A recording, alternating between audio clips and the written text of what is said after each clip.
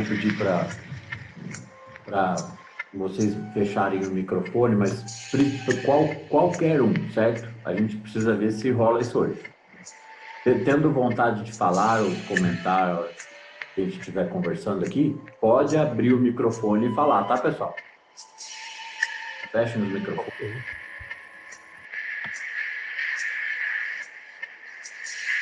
A hora que eu estava meditando, aqui veio assim, calma, isso é só um preparo para fazer o Quem Somos Nós e o Revolve.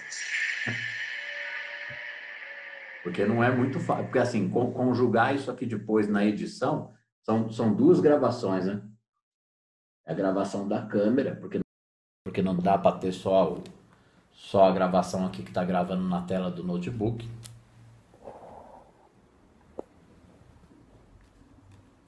Então vamos lá.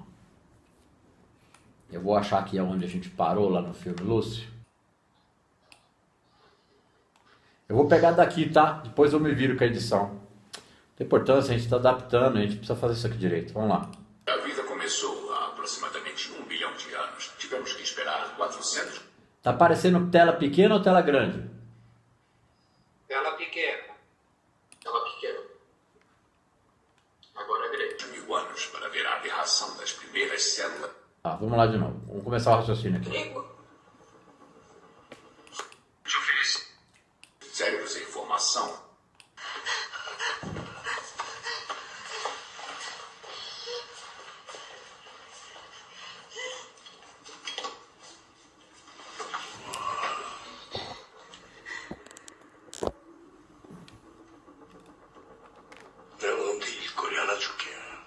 O Sr. Junk quer te oferecer um emprego. Um emprego? Eu não quero emprego. Aqui, eu não sei, devo ter feito um comentário parecido, mas quando aparece esse 1% aí, embora esse 1% seja simbólico, ele aparece depois de uma cena que ela entra num nível sobrevivência, certo? Então se ela entrou porque o Morgan Freeman logo em seguida ele vai falar que as células começaram a trocar informação, né? Então na necessidade de sobrevivência, o movimento gera troca de informação, né? A vida começou há aproximadamente 1 bilhão de anos. Tivemos que esperar 400.000 anos para ver a aberração das primeiras células nervosas. A vida começou há 1 bilhão de anos, tivemos que esperar 400.000 anos para ver a primeira aberração das células nervosas. Por que ele diz aberração? Aberração ele quer dizer assim, o espantoso surgimento das primeiras células nervosas. É quando a vida, como a conhecemos, tem início, sério? Ou seja, quando inicia o começo da vida como a conhecemos, ou seja, com a formação das primeiras células nervosas há 480.000 anos atrás. Essa informação com alguns poucos miligramas. Não é possível. É isso mesmo que ele falou ali?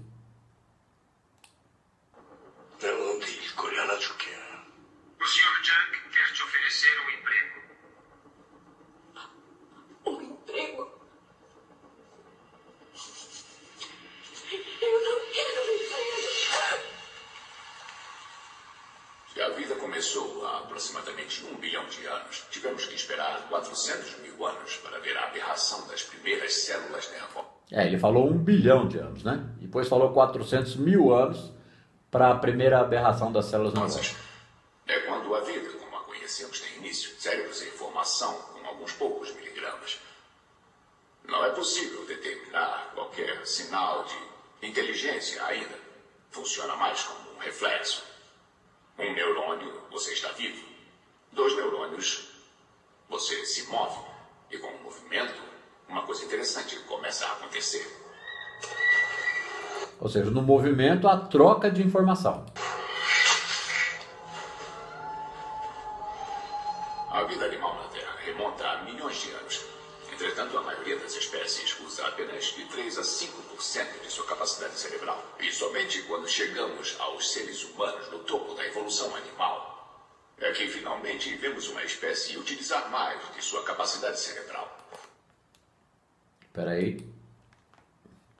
Ele disse que tem mais gente aqui pedindo entrada aqui na sala.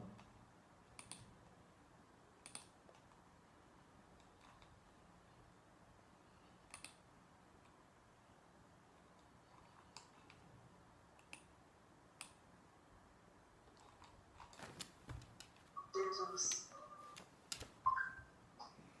Bom dia, quem entrou agora na sala, por favor, fecha o microfone. Se quiser falar em algum momento, abre o microfone e chama, tá bom?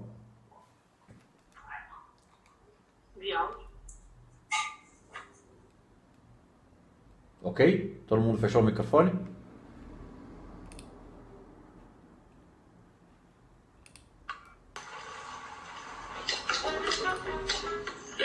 Pode não parecer muita coisa, mas é muito se olharmos o que já fizemos com isso. Ou seja, essa aqui é uma parte importante desse filme, quando ele diz que não é 10%, que nem a gente falou na outra aula, não é 10% do cérebro, é 10% da capacidade cerebral. E capacidade cerebral é capacidade de percepção. Então, com 10% da capacidade de percepção que o ser humano desenvolveu, que os outros 90% ele não conhece, ele desenvolveu tudo que existe até hoje.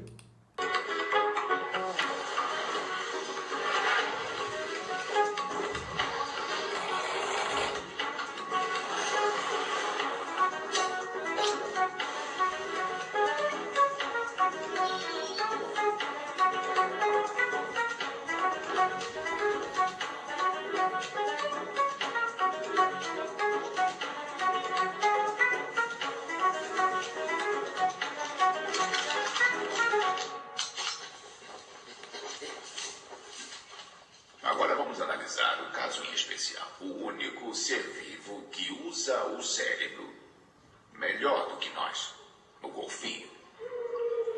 Estima-se que esse incrível animal use até 20% de sua capacidade cerebral. Em particular, isso permite que ele tenha um sistema de ecolocalização mais eficiente do que qualquer sonar inventado pelo homem. Agora, se o topo da escala evolutiva é o homem, é lógico, o golfinho não é, certo? É o homem. Mas por que o golfinho desenvolveu 20% da capacidade cerebral, que não é utilização do cérebro? Capacidade cerebral é percepção. Ele desenvolveu os 20% por causa da necessidade dele de sobrevivência debaixo d'água. Mas o golfinho não inventou o sonar. Ele o desenvolveu naturalmente. Essa é a parte crucial da nossa reflexão filosófica aqui hoje. Agora, ele desenvolveu esse sonar que vasculha 60 quilômetros debaixo do mar, 60 quilômetros, né? Ele desenvolveu essa capacidade naturalmente. Existe, agora, de alguma forma ele desenvolveu isso desde que existe golfinho, porque tinha golfinhos pré-históricos antigamente. Ele desenvolveu isso por necessidade de sobrevivência debaixo d'água. Desenvolveu naturalmente. O ser humano sobre a crosta terrestre está também desenvolvendo lentamente e gradualmente uma capacidade maior de percepção, certo? É lento, a humanidade não sabe disso, mas está em desenvolvimento. Poderíamos então concluir que os humanos estão mais preocupados em ter do que ser. Agora, por que o Morgan chega a essa conclusão? Porque o golfinho não estava preocupado em ter, ele estava preocupado em ser um sobrevivente que percebe debaixo d'água, né? Agora, se o ser humano tivesse a capacidade, a intenção e a vontade dele preocupado em ser, ele estaria desenvolvendo a capacidade de percepção, não só dele mesmo, como do entorno. Como ele está muito preocupado em ter, ele está no nível sobrevivência do ego. Ele acha que se ele tiver, ele vai ser algo melhor. Mas ele não consegue ter porque ele não consegue perceber o ser que ele é e como é que funciona essa realidade aqui. A gente parou exatamente aí na última aula.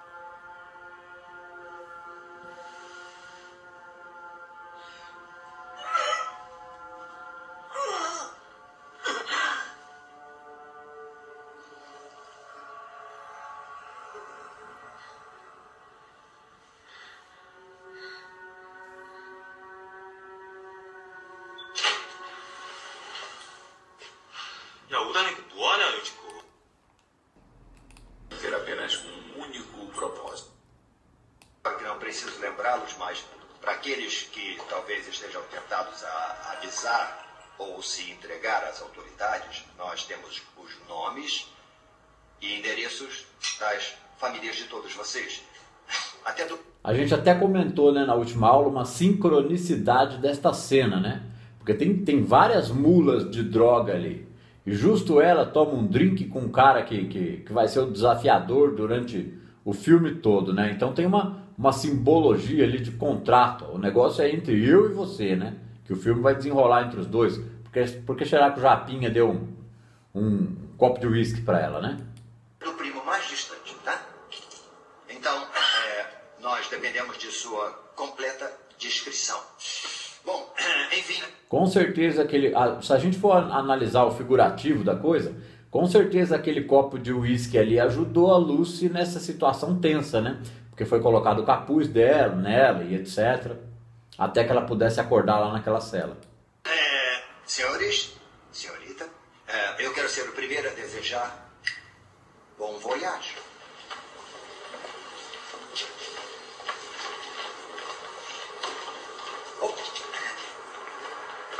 Maravilha. Vamos vender. Lamento, mas esse é o nosso negócio.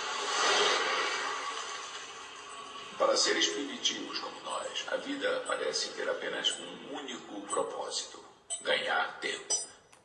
Olha, ele diz ali, ó, para seres primitivos como nós, a vida parece ter um único propósito: ganhar tempo. Agora, por que o ser humano tem esse instinto de ganhar tempo?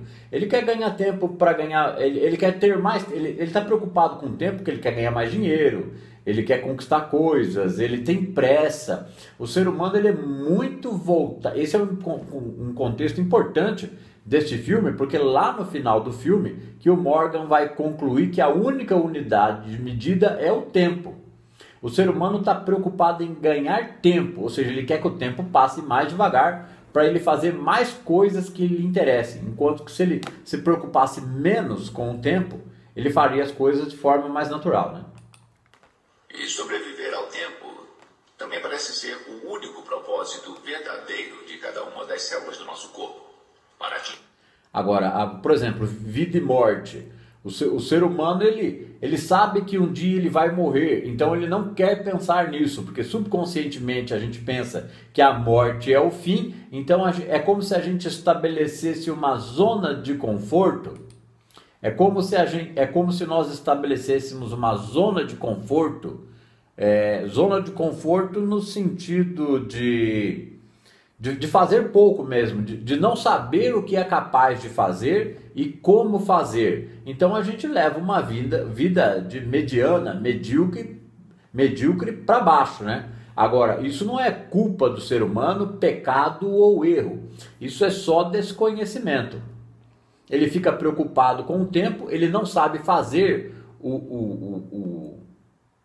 ele não sabe o que fazer com o tempo. E não sabendo o que fazer com o tempo, o ser humano... A gente está fazendo uma análise científica aqui, tá, gente? O ser humano vive como uma barata tonta no planeta Terra. E mesmo como uma barata tonta, com 10% da capacidade de percepção, o ser humano desenvolveu tudo que existe até hoje. E nesse objetivo, o conjunto de células que forma as minhocas e os seres humanos tem apenas duas soluções: ser imortal ou se reproduzir. Olha o que eles dizem, o conjunto de células que forma tanto o ser humano quanto as minhocas tem duas soluções: ser imortal ou se reproduzir, né? Se o habitat não for suficientemente favorável ou acolhedor.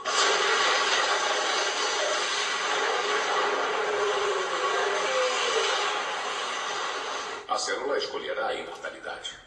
Em outras palavras, autossuficiência e autogerenciamento. Ou seja, se o habitar não... Se o habitar... Pessoal, vocês podem abrir o microfone um instantinho?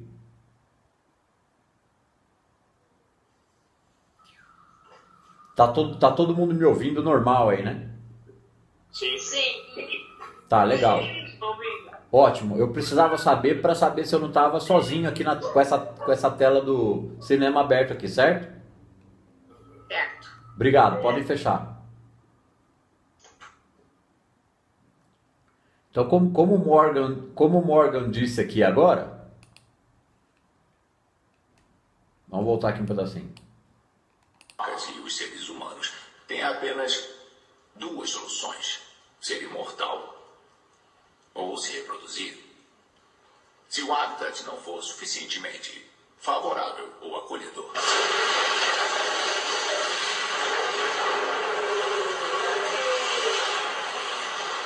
a célula escolherá a imortalidade. Em outras palavras, autossuficiência e autogerenciamento.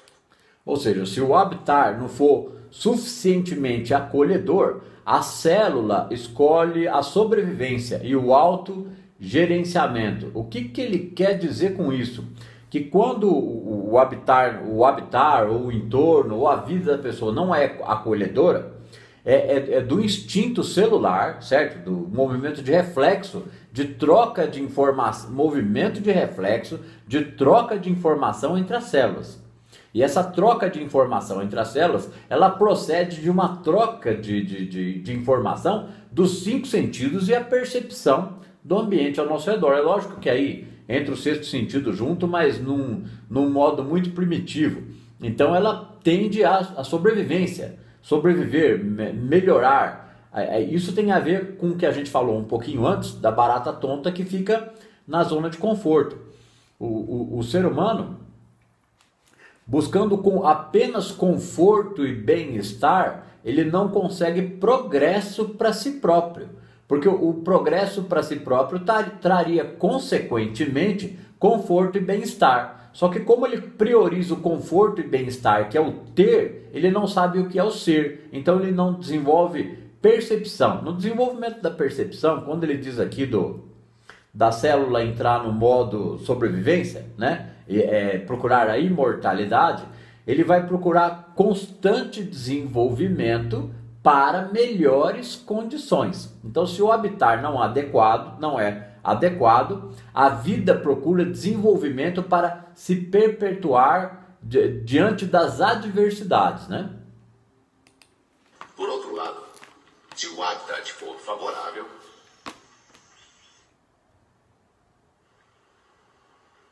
ela escolherá se reproduzir.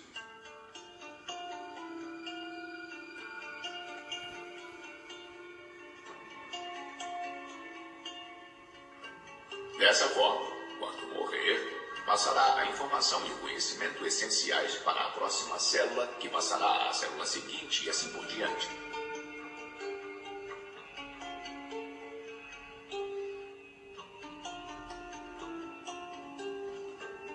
A gente pode até fazer um lembrete lá do negócio do golfinho, porque a vida no geral, ela prolifera e se multiplica, porque a vida procura o conforto e o bem-estar, né? Faz parte do processo psicológico de qualquer ser vivo. Será que seria um exagero falar do ID? ID é impulso do desejo. O impulso do desejo é para repelir a dor e procurar o prazer, certo? Só que o caminho do meio estaria entre os dois e mesmo assim ainda proporcionaria conforto e prazer. Então o golfinho não está muito preocupado com a reprodução, ele está preocupado com a percepção, por isso que ele desenvolveu uma alta capacidade perceptiva.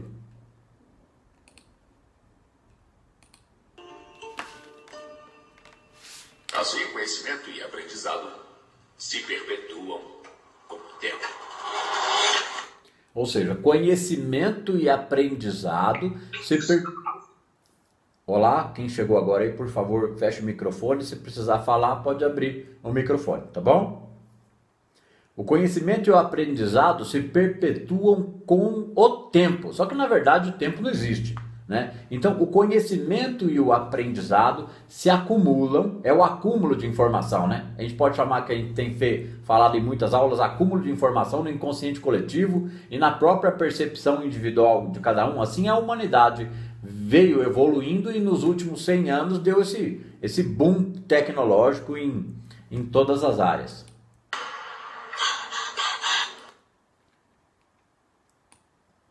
Como a gente vai comentar as falas do Morgan Freeman, não adianta continuar assistindo o filme.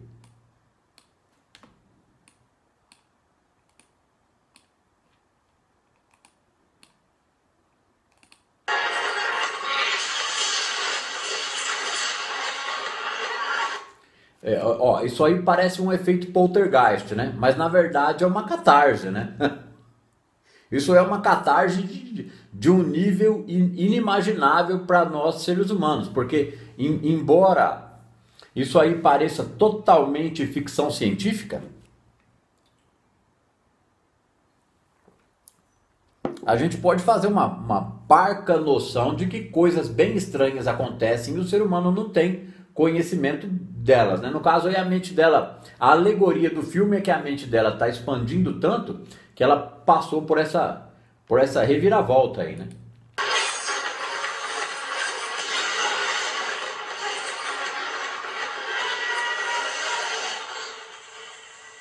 Vamos imaginar por um minuto como seria a vida se pudéssemos ter acesso, digamos, a 20% da nossa capacidade cerebral. Nesse primeiro estágio, nós teríamos acesso e também controle sobre o nosso próprio corpo. Senhor? Sim. Agora, será que ele está falando bobagem aí ou vem de encontro com os nossos estudos, aprendizado e o que o Joel também diz, né? Porque o controle sobre o próprio corpo não é exatamente um controle, certo, pessoal? O controle sobre o próprio corpo seria o controle da natureza sobre o próprio corpo. E a natureza é perfeita, o espírito é perfeito, então o corpo deveria funcionar de forma perfeita. Agora, 20% de controle sobre o nosso corpo não significaria eliminação das doenças, sim, mas significaria com certeza uma harmonia, 20% apenas de capacidade de percepção, não de utilização do cérebro, significaria uma vida física que o ser humano ainda não concebeu, não imaginou que possa existir. Então 20% de percepção, que a gente poderia dizer 20% de percepção dentro da prática, já deixaria o ser humano com o corpo dele totalmente harmonioso, né? Isso já foi provado cientificamente? Por enquanto é apenas uma hipótese, eu admito. Mas se... Que nem lá, está escrito lá na lousa, 20% de capacidade cerebral, ou melhor, adequado aqui para nós, percepção geral, né? Percepção cerebral. Porque esses 20%, eles seriam um aumento, gente, desse modo normal nosso de vida e percepção para uma harmonia interior no desenvolvimento da prática. Essa harmonia interior no desenvolvimento da prática seria, como a gente pode dizer, um certo nível de consciência da presença, um certo nível, não muito, que proporciona uma tranquilidade interior de tal nível que deixa o organismo harmônico, não há conflito interno, porque a gente se afetar com o externo, com o mundo, porque são 3 pedras principais de tropeço no desenvolvimento da prática, segundo Joel. É desejo, temor e dúvida. Agora, vamos imaginar isso como uma informação no sistema mental ou cerebral, no sistema emocional do ser humano. Quantos por cento nós, não relacionado à capacidade cerebral agora, mas quantos por cento da nossa emoção, ou quantos por cento do nosso dia, da nossa rotina e da nossa vida estão sendo influenciados por desejo, temor e dúvida? Temor e dúvida. A humanidade desenvolveu o psicológico e a sobrevivência dela até hoje, claro, com desejo de melhoria de vida, fé e pensamento sobre Deus, etc. Mas o emocional humano, poluído acho que não é uma palavra muito adequada, mas o emocional humano, ele vem sendo desenvolvido em cima de uma plataforma sentimental ou emocional de desejo, temor e dúvida. E só essa fala aqui agora, neste momento da aula, né, que o emocional, o psicológico humano, cresceu sustentado em emoções de desejo, temor e dúvida. Agora, tem algo de errado com isso? Foi os Anunnaki que plantaram aqui para a gente emitir energia negativa para eles alimentar? Isso aí é tudo bobagem. O que acontece é que este é o conhecimento que o ser humano teve até o momento, durante todo o desenvolvimento da humanidade no planeta Terra. O emocional baseou em desejo, temor e dúvida porque não conhecia algo maior. Agora, esse algo maior vem sendo intuído pelo humano desde o tempo das cavernas, que é algo superior, algo maior, Deus. Daí que se surgiu a ideia de Deus e das divindades, da necessidade de uma proteção para a vida humana, de uma melhoria para a vida humana que estaria muito além do alcance humano. Então o ser humano sempre intuiu e desejou isso. E intuir e desejar não é uma percepção? Intuir e desejar também não é criar? Só que enquanto ele intuía e desejava durante todo esse desenvolvimento do processo evolucionário humano, da vida humana na Terra, ele foi calçado em desejo, temor e dúvida. Desejo, temor e dúvida é uma informação trocada não só entre todas as células do nosso organismo, né? Entre todos os tipos de neurônio, que nem a gente falou na primeira aula. A gente pode voltar um pouquinho lá no Wikipedia agora e dar uma olhadinha naquele negócio lá dos neurônios. Tudo isso foi informação sendo trocada entre as nossas próprias células, nossos próprios neurônios. Isso foi sendo passado como carga genética no DNA, e isso também é uma troca de informação com o ambiente, gente, porque a gente tem a ilusão de que a gente não troca informação com o ambiente aparentemente sólido, coisas, pessoas e a sociedade, é uma ilusão tremenda. Nós estamos trocando informação com tudo o tempo todo. Não é o tal do emaranhamento quântico? No flui tudo do vácuo quântico? Então, a capacidade de percepção do ser humano está percebendo de forma inconsciente muito mais do que ele imagina. E tudo que ele percebe de forma inconsciente, muito mais do que ele imagina, está sendo armazenado de forma inconsciente no seu sistema de informação, sem que ele saiba. Ah, mas que sistema de informação é esse? Arquivo acástico, a própria memória da alma da pessoa. Se pararem para pensar, é intrigante constatar que os gregos, os egípcios e os indianos já tinham noção sobre a célula séculos antes da invenção do microscópio. Agora, como que essas civilizações antigas tinham noções da célula e até do átomo, mesmo antes da invenção do microscópio? Como será que eles chegaram a esse conhecimento, né? É lógico que isso aí foi acessado tudo dentro de meditação. E o que dizer sobre Darwin, que todos consideraram um tolo quando apresentou sua teoria da evolução? Ou seja, o Darwin, mesmo sendo extremamente... Porque a teoria da evolução, gente, ela é uma teoria materialista, certo? Porque ela não leva em consideração o invisível. E isso não significa que essa teoria esteja errada. Essa teoria foi a melhor informação para aquele momento que esse indivíduo Darwin captou do seu entorno, certo? Ele foi levar a intuição. Qual era o objetivo da vida do Darwin? Desenvolver esta teoria. Então, ele deve ter desenvolvido uma capacidade de raciocínio e reflexão que levou ele às conclusões da teoria darwinista, né? Que é o desenvolvimento lento e gradual das espécies, uma pulando para a outra. Cabe a nós romper as barreiras das regras e leis e passar da evolução para a revolução. Aqui a gente tem um ponto importantíssimo do filme, que ele está fazendo aqui. Esse filme, às vezes, se uma pessoa quiser entender esse filme, tem que assistir ele algumas vezes, né? E mesmo assistindo algumas vezes, depende da quantidade de informação que a pessoa... depende da capacidade de informação que a pessoa tem em sua percepção individual para ela extrair alguma coisa desse filme. Porque ele fala aqui, o Darwin trouxe a teoria evolucionista darwiniana. Só que o Morgan diz que nós chegamos num patamar agora em que está na hora de passar da evolução para a revolução. E passar para a revolução é entender a limitação humana da capacidade de 10% de percepção. Aí, vamos dizer assim, comparação não é bem o termo. Quando a gente dá uma aula é assim mesmo, né? Imagina o professor dando uma aula e ele tendo que buscar dentro do seu vocabulário um termo que ajude a explicar aquilo.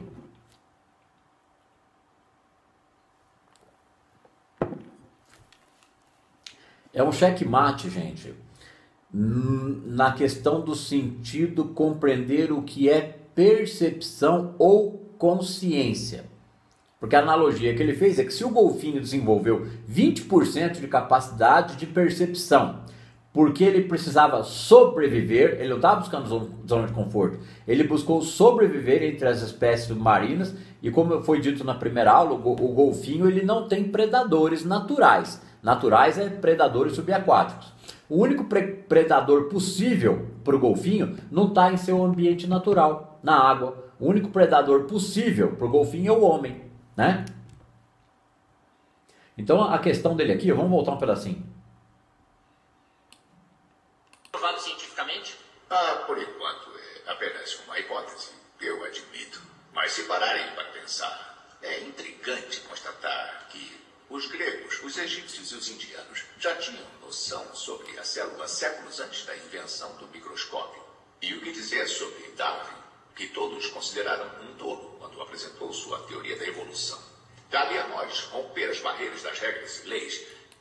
Romper as barreiras das regras e leis é romper as barreiras do conhecimento até o momento. Porque os gregos, os filósofos e etc., que nem o Morgan diz aqui, romperam barreiras no tempo deles. E o Darwin depois rompeu barreiras no tempo dele. Agora, nós estamos diante de uma nova barreira a ser quebrada, gente. Nós estamos diante da barreira a ser quebrada, que é o conhecimento do invisível e do manifesto.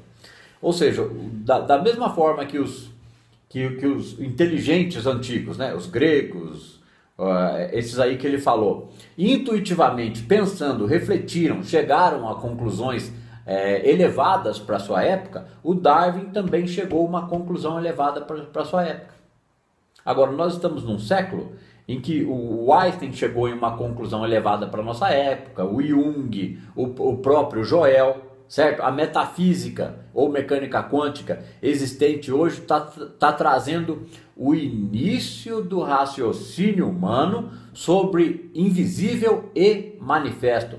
Então a humanidade está diante de um patamar para essa revolução, como diz o Morgan Freeman. Então, gente, esse filme aqui, muita gente toma a ficção científica como uma fantasia, e não é.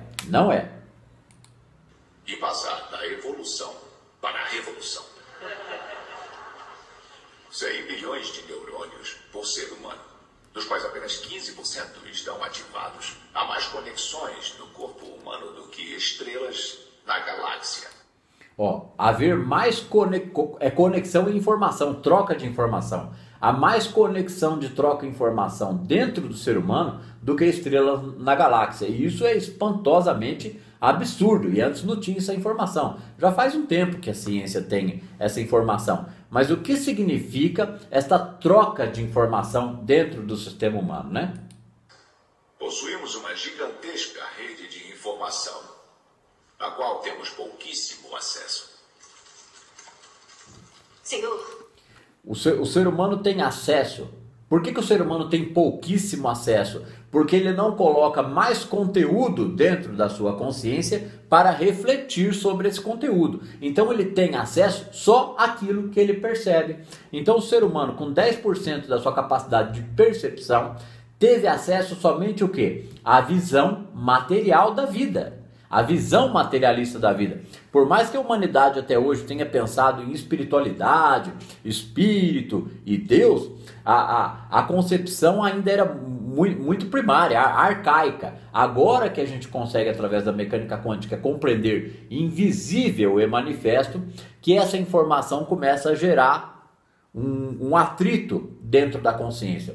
O que o Joel chama de luta entre a carne e o espírito é esse atrito da expansão de consciência. Porque o que é a luta entre a carne e o espírito? É uma luta interna na consciência humana, é uma luta interna na consciência humana da necessidade de sobrevivência material e conforto, ligada à consciência de Deus. O ser humano quer ter consciência de Deus, né? Deve ter um Deus, vamos rezar para Deus, tem religião, tem o caramba. O que mais tem é esoterismo, misticismo e religião. Isso é errado? Não. Isso faz parte de um acúmulo de informação que chega num limite da informação, aonde vê que aquela informação não serve mais, porque não está levando a lugar nenhum. Então, uma informação que não leva a lugar nenhum, ela é descartada porque é encontrada uma informação melhor. Sim. E qual será o próximo estágio? Bom, o próximo estágio talvez seja o controle sobre outras pessoas. Mas para isso precisaríamos ter acesso a pelo menos 40% da nossa capacidade cerebral. Aqui a gente não precisa ficar pensando em termos, não poder, porque essa aula vai para o YouTube depois, certo? Nós não podemos fantasiar, gente, a questão de achar, eu vou atingir 20% da capacidade cerebral, e depois eu vou atingir 40% da capacidade cerebral e vou ter controle sobre os seres humanos. Isso é fantasia, não é dessa forma que funciona. Engraçado, né? Na meditação, nessa curta meditação que a gente fez agora há pouco, para começar essa aula, me veio, sem eu nem estava lembrando desse trecho do filme aqui, me veio assim na intuição a questão controle, que o ser humano quer ter controle sobre as situações. Ele quer ter controle pessoal, ele quer ter o controle que lhe interessa. Ou seja, o controle que nos interessa é o controle daquilo que a gente acha que seria bom para a gente. E o que a gente acha que seria bom para a gente está dentro das ilusões de conforto e vida material do ser humano. Não que ele não possa tê-lo, como nós já dissemos, são tudo coisas de acréscimo. Mas essa ilusão do controle, a ilusão do controle humano, prende ele na visão materialista da vida. E prende ele na visão materialista da vida porque o emocional dele está calçado em quê? Em desejo, temor e dúvida. Agora, é culpa daquele ser encarnado que vive uma vida nesta geração em que estamos hoje ter o seu emocional calçado em desejo, temor e dúvida? Não. É um sistema arcaico programado dele. Vem sendo desenvolvido há milhares de anos. Entra uma nova informação agora na sociedade do planeta Terra neste momento, que é mecânica quântica, que leva a percepção, a consciência humana a pensar numa nova forma de existência, a refletir sobre uma nova forma de existência, a compreender uma nova forma de existência, que vai acima das religiões. E por que vai acima das religiões? Porque vai acima do conceito do bem e do mal. Então essa troca de informação, que é um conflito interno, que é a luta entre a carne e o espírito, sobe de nível. Continua luta interna entre a carne e o espírito. Só que o sistema da percepção humana está fazendo uma troca de informação e uma alimentação de informação por desejo. Ele está desejando uma nova informação que alimente o seu raciocínio, e isso faz com que ele expanda a consciência do que é esta vida e o que está ao nosso redor. Essa que é a revolução no pensamento humano. Depois de controlarmos a nós mesmos e aos outros, viria o controle sobre a matéria. Vamos falar novamente do controle, que eu estava falando dessa intuição que veio na meditação. O ser humano quer controle, só que ele quer controle pessoal, ele quer controle do ego. Agora, será que existe algum tipo de controle no universo? Gente, o campo unificado sendo amor supremo, amor máximo, inteligência suprema. Porque o que tem no campo unificado se não pura abstração? Até fala no quem somos nós, né? Que o campo unificado ele é pura abstração. O conceito de pura abstração é assim, energia pura e perfeita, sem partícula. Por isso que é pura abstração. Quando da pura abstração surge o mundo manifesto, o mundo das partículas, a gente sabendo que o mundo das partículas ainda é a onda, ou seja, é tudo uma coisa só, as consciências que têm capacidade de compreender e passar a refletir a respeito disso, vão produzir um efeito na consciência humana de uma melhor compreensão da realidade, uma melhor compreensão da realidade material da vida.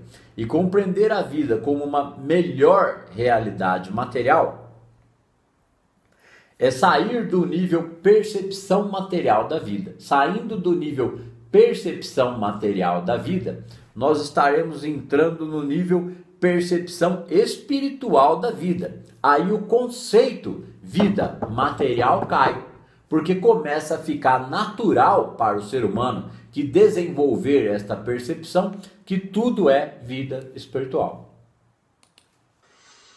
Mas agora estamos entrando no campo da ficção científica e não sabemos mais do que um cachorro olhando para a lua. Com licença, senhor. Sim. O que aconteceria se, por um motivo desconhecido, alguém tivesse acesso a 100% de sua capacidade cerebral? A 100%? Isso. Eu não faço ideia.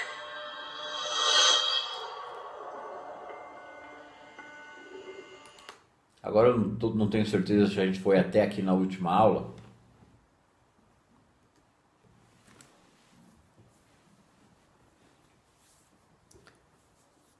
Gente, o perceber e o sentir humano de cada um de nós e de toda a humanidade é um processo contínuo de troca de informação. A humanidade toda está presa no nível percepção material da vida. Por mais que eles tenham alguma ideia religiosa, aquela ideia religiosa ela faz parte do conceito percepção material da vida. Aqui é vida material, vida espiritual é outra coisa, Deus a gente não sabe aonde está. Quando essa ideia generalizada da consciência humana começa a ser trocada pela compreensão, não é acreditar ou ter fé de fundo emocional, pela compreensão de uma onipresença, o ser humano começa a abandonar o desejo do controle. Quando o ser humano começa a abandonar o desejo do controle, ele pode começar a entender o que é ser um observador. Uma árvore controla alguma coisa? A árvore não controla nem ela mesma, ela está sujeita ao fluxo natural daquele ser existente que é a árvore e existe de forma perfeita. Quando o ser humano começa a compreender o desejo de abandonar o controle sobre as situações, ele começa a perder o medo. Ele começa, tá? É o comecinho. Ele começa a perder o medo, ele começa a perder a dúvida e começa a perder a ansiedade. O começo dessa perda da dúvida, medo, ansiedade, desejo do controle, né? Porque a gente deseja controlar por causa do medo, da dúvida, da ansiedade. Então, desejando ter controle sobre a vida, como a gente não tem e não sabe qual caminho seguir, a gente vive uma vida limitada dentro das nossas ações. Então a gente não consegue nem expandir a harmonia para o nosso entorno, se não for uma vida de atividades profissionais ou outras coisas mais complexas, e o ser humano tende à zona de conforto. Então ele não está tendo uma troca de informação, que nem o Morgan explicou, de sobrevivência, de imortalidade. Ele está tendo uma troca de informação na sua consciência de zona de conforto, perpetuação da espécie. Aí a informação é passada muito lentamente de célula para célula, de ser humano para ser humano, através da carga genética no DNA. Então, quando que essa informação começa a passar de forma mais acelerada de ser humano para ser humano? Na evolução humana, o sistema emocional humano vai passar uma carga genética. Carga genética é informação, tá, gente? A informação está no praticante e essa informação vai passar adiante na humanidade como uma melhor compreensão de presença de Deus, metafísica e etc. Ah, mas como que você pode dizer que isso é verdade? Ué, o homem da caverna não pensava em nada, procriava, tocava fogo e caçava lá os bichos. Tudo que a gente aprende, né? A psicanálise chama de transgeracionalidade. Tudo que a gente aprende vindo da nossa árvore genealógica e depois dos ramos mais próximos, bisavós, avós e pais, de 2 anos da família, do pai e da mãe, está entrando como informação de percepção de desenvolvimento e comportamento humano. Mas quando um único indivíduo, isso pode ser isolado, tá? A coisa muda de nível aí, porque é no nível isolado, é 1 por 1. Quando um único indivíduo começa a refletir, raciocinar, acumular informação sobre o invisível e manifesto, prática da presença de Deus no nosso caso, ele está entrando nessa percepção. Ele começa a entrar pelo desejo. Só que não é mais um desejo egóico, é um desejo que está sendo, é um desejo de algo que o ser humano sempre buscou, que é Deus, que está vindo de dentro. É a presença impulsionando aquela consciência para o conhecimento da própria presença. E neste movimento, este indivíduo que começa a desenvolver essa consciência, ele começa a entrar em fase, é um termo que eu não gosto muito, mas ele começa a refletir e fazer a tentativa de descanso para perder o controle. Ele tem que desejar perder o controle sobre situações e pessoas. Agora, perder o controle não é enlouquecer. A harmonia não é desistir de mudar alguém ou qualquer coisa dos outros. Quando uma consciência começa, o Joel chama isso de consciência metafísica. Só que não é a consciência metafísica da visão materialista da vida. Não, agora nós vamos, é o sucesso. Isso aí é uma concepção material da vida. Mas quando ele começa a compreender que ele está num treino, em que esse treino é real, do desejo de perder o controle sobre as situações, e ele deseja perder o controle das situações porque ele começa a compreender que existe uma harmonia que se autossustenta, uma harmonia que se autogerencia na vida de forma natural, a partir da consciência daquele que sabe que isso existe, não que isso é possível.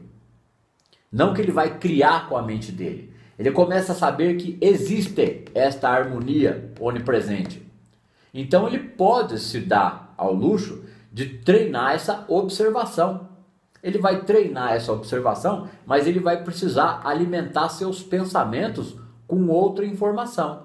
E essa alimentação dos nossos pensamentos com outra informação é a permanência na palavra. Porque permanência, que nem eu falei, né? Palavra ficou uma coisa pejorativa, negativa. A palavra de Deus é coisa carola, beata, chata. A palavra de Deus é conhecimento sobre onipresença. Se a gente começa a avaliar cada vez mais coisas na nossa vida, mantendo a palavra em nossa consciência, nós estamos saindo do desejo do controle para estar na presença de uma energia onipresente, que é a harmonia para todas as coisas. Aquela harmonia não é estabelecida de imediato, no instante seguinte. Mas a pessoa que começa a viver a realidade, ela começa a se movimentar na vida humana com esse conteúdo em sua mente, em sua consciência e em seus pensamentos. Aí que entra aquela questão primordial do caminho infinito, que é reinterpretar a realidade. Agora, como que eu vou reinterpretar a realidade? A realidade já não é real? Não. A realidade real de terceira dimensão, percepção material da vida é uma. É real, não é ilusão, que nem muita gente acredita, mas é o nível terceira dimensão, vida humana, bem contra o mal. O ser humano que começa a descansar nestas verdades, ele não está treinando, ele não é um treino tão exaustivo assim para passar para outro nível de consciência, não. Ele já está no início. Ele pode, através da sua decisão interior, decidir observar, porque ele é capaz de trocar na sua mente o pensamento natural do modelo emocional humano para o modelo, vamos chamar de modelo emocional espiritual. Porque, mas espiritual tem a ver com emoção? Ué, não é amor? O espiritual não é para levar a gente para o lado do amor universal, do amor da onipresença? Pelo que me consta, amor é emoção.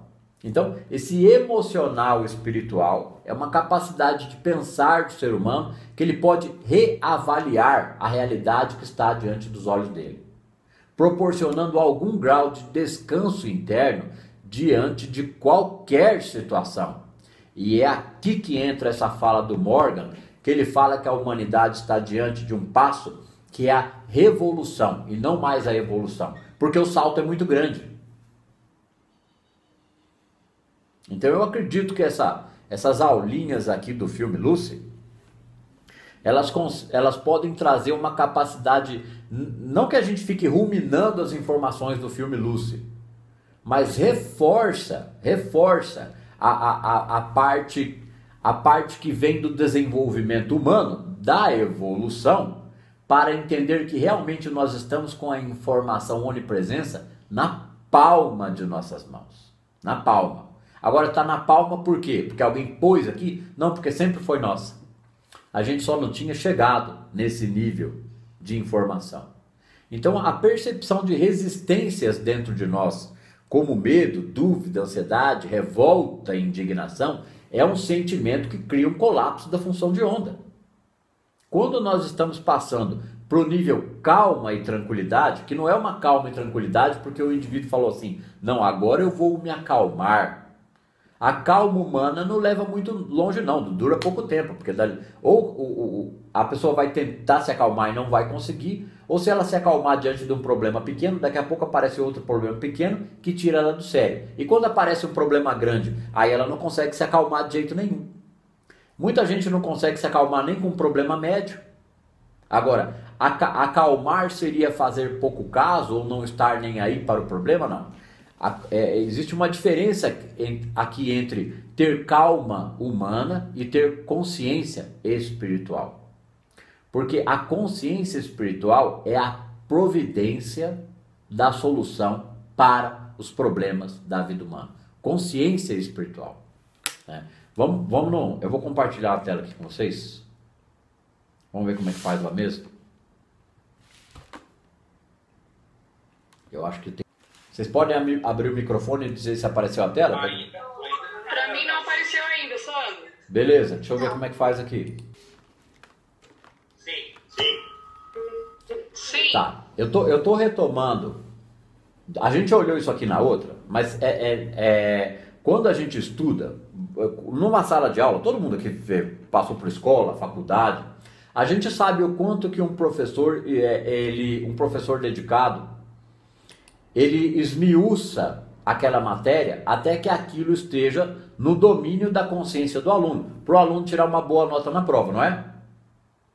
E ainda acontece o quê? O aluno, tendo o ponto de vista do professor, depois ele revisa o material em casa. Não que eu esteja pedindo para vocês revisarem isso aqui, fica a critério de vocês. Depois eu vou até passar esses links aqui de novo lá no grupo, tá?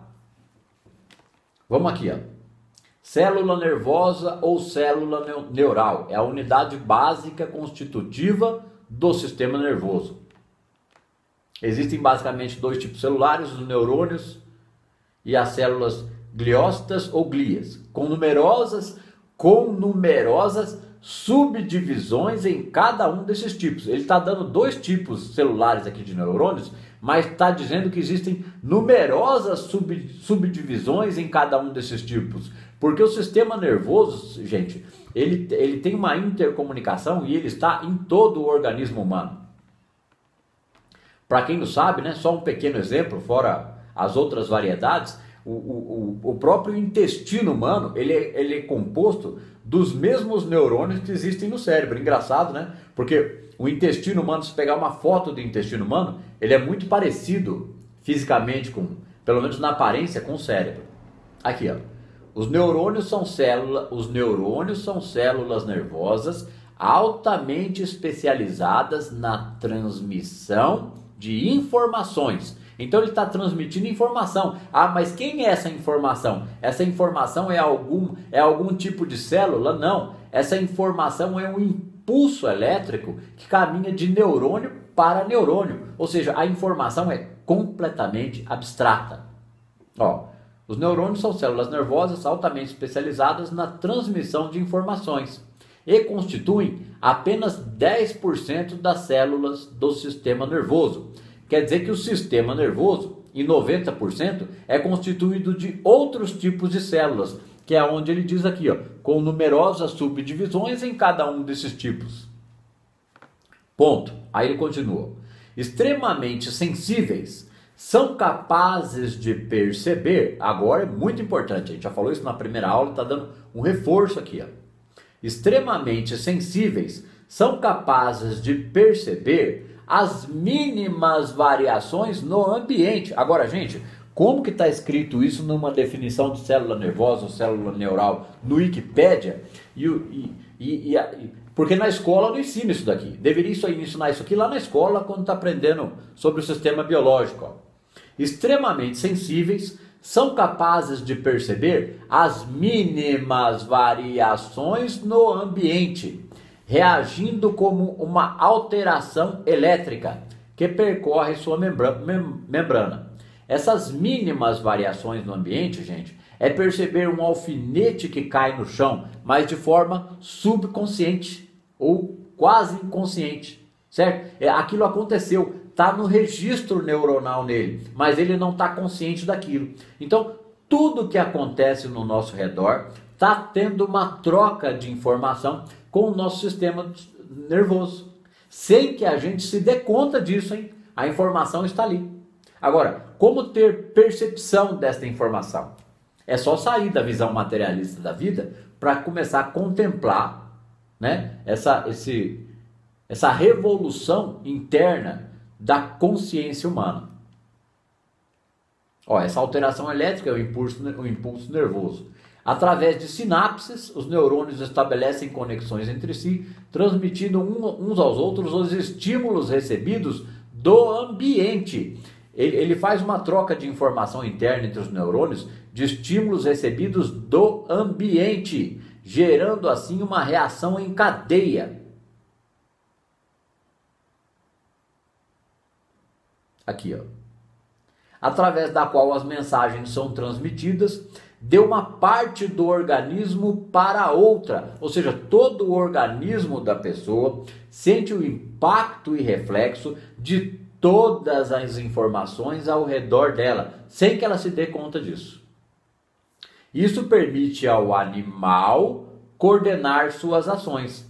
Ele está dizendo aqui, animal, gente, tanto faz o animal, qualquer tipo de ser vivo, como o animal humano. Agora, o que significa aqui coordenar suas ações? A gente tem as nossas ações coordenadas para a visão material da vida. E quando nós passamos a ter as nossas ações coordenadas para a visão espiritual da vida e não para a visão material da vida.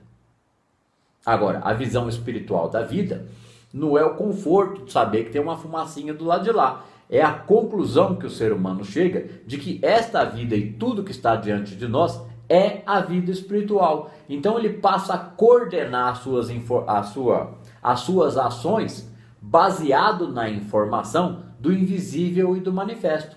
Com isso ele vai, inevitavelmente, diminuir desejo, temor e dúvida. Então ele está se tornando um com a energia base, que é o campo unificado, que é a harmonia manifestadora. A natureza arruma solução para tudo, gente, para tudo. A vida humana, ultimamente, não tem visto muita solução para muita coisa, não além da ciência, né? Nós estamos falando aqui de soluções individuais para que a vida melhore. Essa solução individual, na fantasia humana, ou na ideia... Fantasia é um termo que não cabe muito. Essa solução humana para a vida tão desejável pela humanidade seria a fé, seria Deus, seria o milagre, seria algo superior, seria algo além do alcance humano. Mas quem diz que nós somos humanos, né? Se nós somos espíritos, num corpo espiritual, que é verbo tornado carne, a revolução humana é a passagem de uma vida limitada de percepção humana para uma decisão de compreender a vida na presença. Deixa eu ver se tem mais alguma coisa que vale a pena ler aqui nessa parte do Wikipédia. Aqui, ó.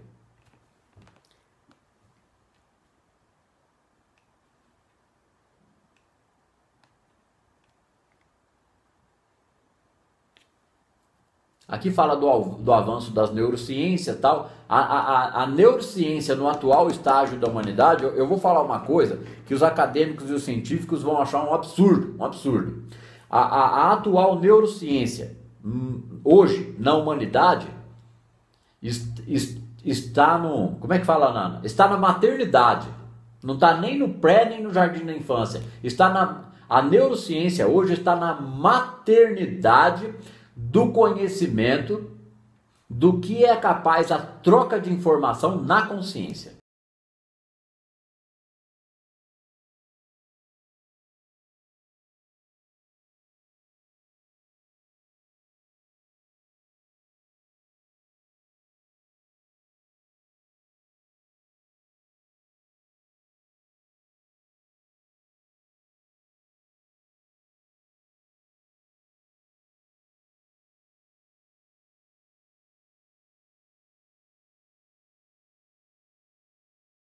É a maternidade, né? E eles acham que estão no top master, porque a gente pega não sei quem formado com não sei o que em neuro não sei o que, né? Por exemplo, neuropedagogia ou psicólogo neuro não sei o que. Pô, analisar aspectos muito simplórios da troca neural não leva o indivíduo a entender o que é consciência, né? Porque eles não explicam nem o que é ego superego, quanto mais explicar o que é consciência. Eu quero pegar aqui agora. Vocês podem abrir o microfone e ver para mim se vai aparecer a tela aí? Trocou a tela? Trocou. Beleza. A gente está entrando aqui.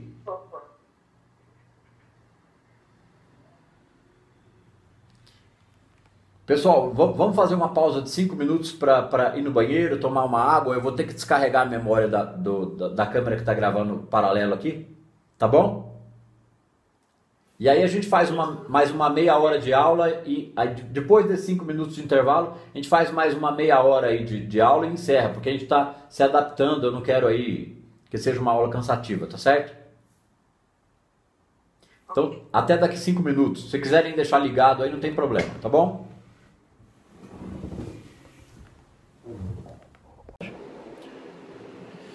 E deu para meditar um pouco, né? No começo, no meio, agora de novo. Eu também meditei aqui enquanto eu fiquei esperando o computador fazer uma renderização aqui do vídeo que ele mesmo tinha gravado.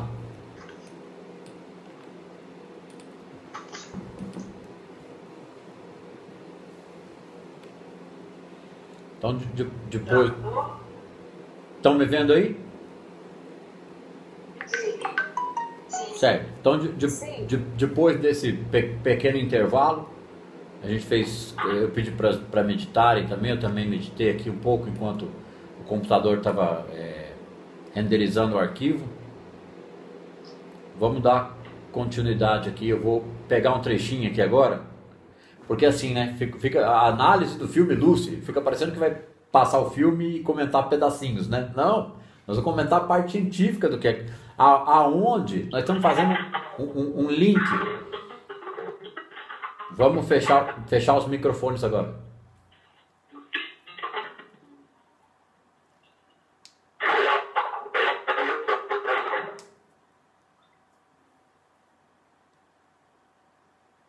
Eu entendo, pessoal. Por que a gente não conseguiu muita interatividade nessas aulas teste? Tipo, que nem na classe. Na classe todo mundo tem hora que fala um, fala outro, não é? A gente não conseguiu muita interatividade da sala agora ainda. Na aula, a voz de vocês aparecendo na aula, só porque a adaptação, por exemplo, a análise dessas informações do filme Lucy, a porretada é muito grande, entendeu? Então a gente fica meio perplexo, não tem muito o que falar. Deixa eu desligar meu aquecedor aqui. Mas assim que a gente voltar para a classe privativa online, voltar para a leitura do Caminho Infinito, eu acredito que vai fluir bem os comentários, tá certo? Acabou não acontecendo muito comentário nesse do Lúcio, porque é uma cacetada, né? Mas vamos lá. Sandro, Oi. Desculpa interromper. Sim, só para você claro. saber, teve alguns comentários no chat, o pessoal estava falando alguma coisa, eu escrevi também.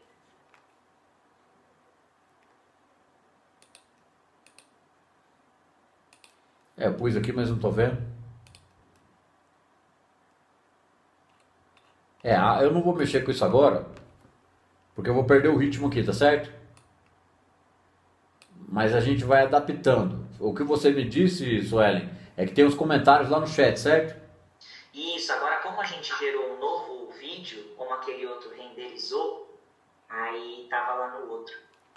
Mas realmente tá sendo bem pancado. Tá, peraí, vamos lá então. Vamos lá no...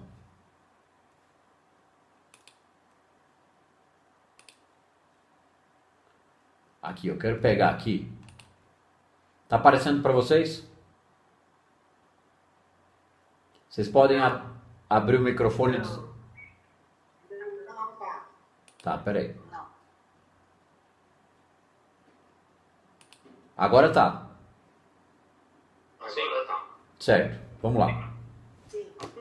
Vou dar uma olhadinha. Engraçado, né? Porque quando eu fiz eu fiz um preparo mínimo na primeira vez que a gente abordou essa aula aqui, e aí me apareceu esse link aqui que foi providencial, né? Providência divina. Tá aqui, ó. Jornal Brasileiro de Psiquiatria, tá até escrito em inglês, ó. Brazilian Journal of Psychiatry.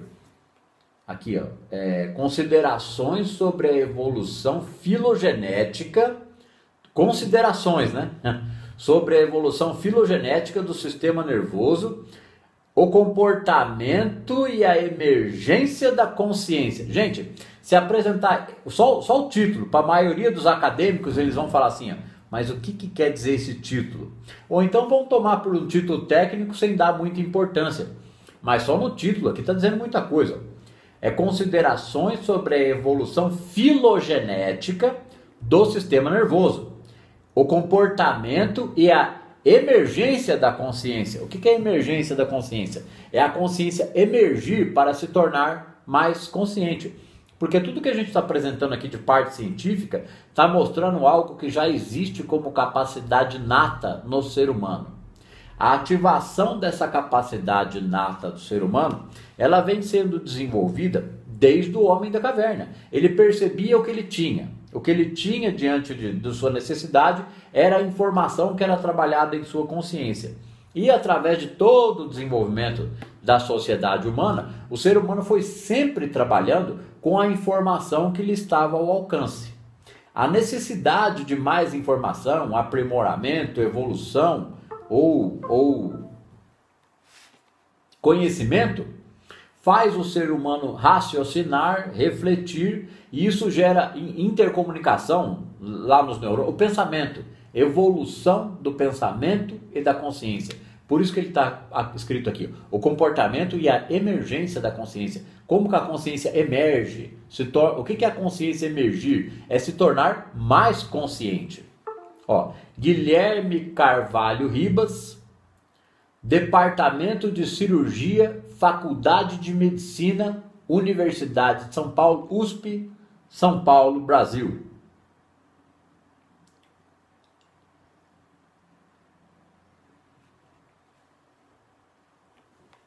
Resumo. Tendo como base... Só um instantinho. Resumo. Tendo como base dados de literatura... A gente é obrigado a ler porque é uma aula, né? Tendo como base dados de literatura, esta revisão trata dos aspectos genéricos e gerais da evolução filogenética do sistema nervoso central, ressaltando em particular o desenvolvimento evolutivo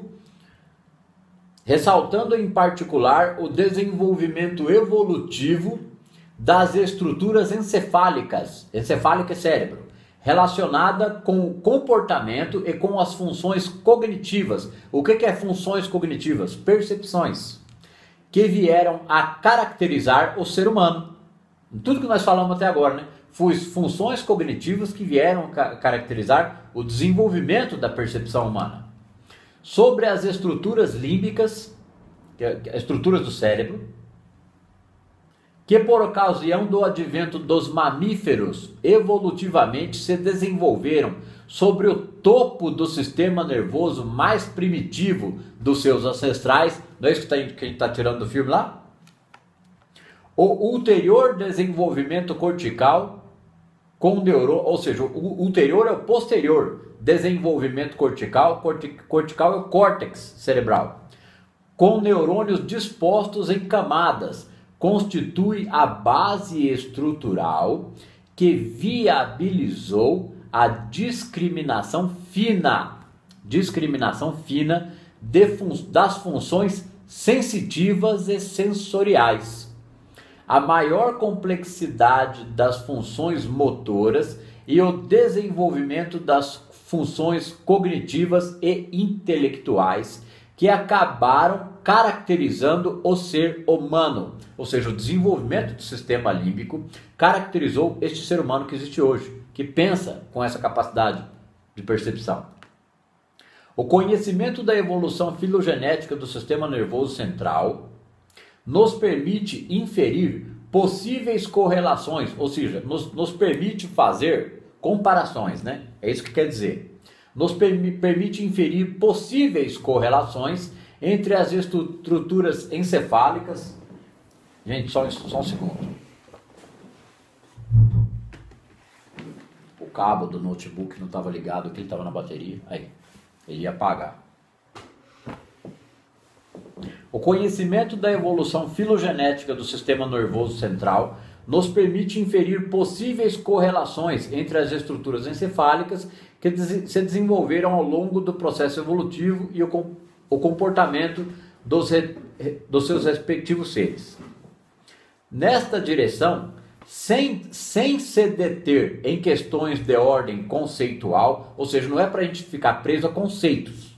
Nesta direção, a gente pode dizer aqui, sem nos deter em questões de ordem conceitual, a presente revisão termina discutindo possíveis paralelos entre a evolução do sistema nervoso central e a emergência da consciência. O camarada aqui, o nosso amigo Guilherme Carvalho Ribas, está dizendo o seguinte, ó, nesta direção, sem nos deter em questões de ordem conceitual, sem ficar preso a conceitos, analisando partes isoladas.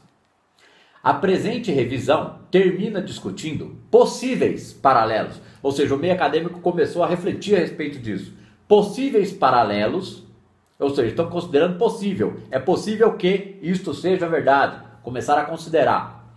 Por que um acadêmico coloca possíveis? Provavelmente ele está bem convencido disso aqui, gente. Ele coloca possíveis para poder colocar essa discussão no meio acadêmico. Porque se colocar como verdade ferrenha, eles negam. Então tem que abrir a discussão, certo? Por isso que ele usa a palavra possíveis, mas ele deve estar bem convencido disso. Ó. Possíveis paralelos entre a evolução do sistema nervoso central e a emergência da consciência, à luz das recentes contribuições sobre o assunto.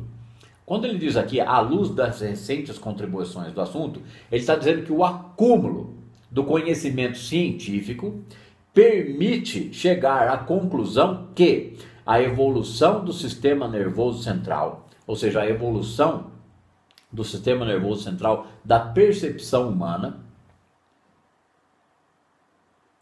e a emergência da consciência, traçar possíveis paralelos entre a evolução do sistema nervoso central e a emergência da consciência. Agora, o que será que os acadêmicos mais rasos pensam da palavra o que é uma consciência que emerge, né? É uma consciência que vem do inferior em nós para o superior. Ela vai perceber algo mais claro, mais harmônico, mais belo, mais racional. É o aumento do conhecimento, o aumento da percepção, o aumento da capacidade do ser humano de ser mais completo, mais pleno, de ser mais íntegro, certo? E isso só é possível, a gente já sabe disso, através de uma tal de reforma íntima. Essa reforma íntima não significa uma submissão simplória, sou submisso a Deus e isto é reforma íntima, não. Reforma íntima é aumento do conhecimento interno de cada um. É o conhece-te a ti mesmo. Isso é reforma íntima.